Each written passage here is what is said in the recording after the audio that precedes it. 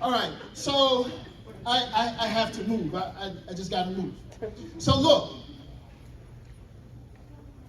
what we're talking about is, in social change, we're talking about something that is both process-oriented and it is also outcome-based, which means that not only do we have a process that's going to help us work through it, but we're also going to be able to see and measure exactly what it is that we're doing.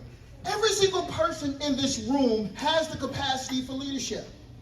There is someone that you have influence with and you are able to speak into their lives.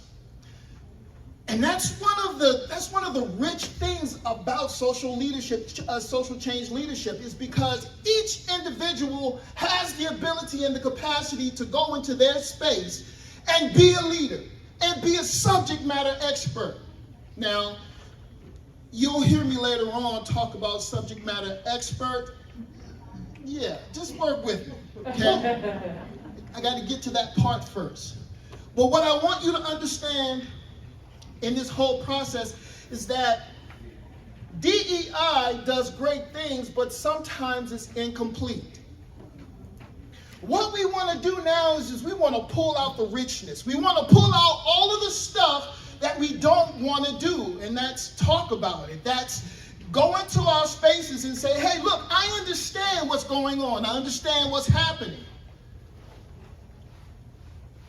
We want to get to a point that if it's all dependent upon me,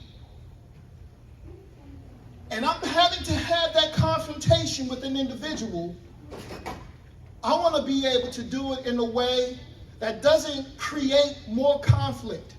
I want to be able to do it in a way that allows me to make make collaboration and connection, as opposed to creating another enemy. I'm not against DEI. I want to say it again. But I want us to go a step beyond. I want to make it more complete. And so the main goal is to bring about social change. Because you can't have social change unless the elements that are connected with that space participates in the process.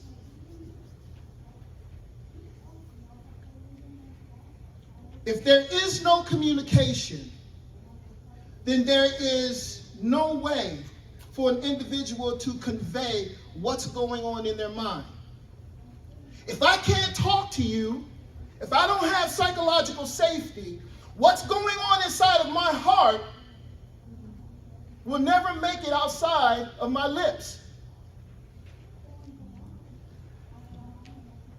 When you go back into your spaces, will that space be a place where someone feels comfortable enough to allow themselves to be vulnerable? Or will you be that individual that puts something out there that asks a person to close up, to not reveal what's on their heart?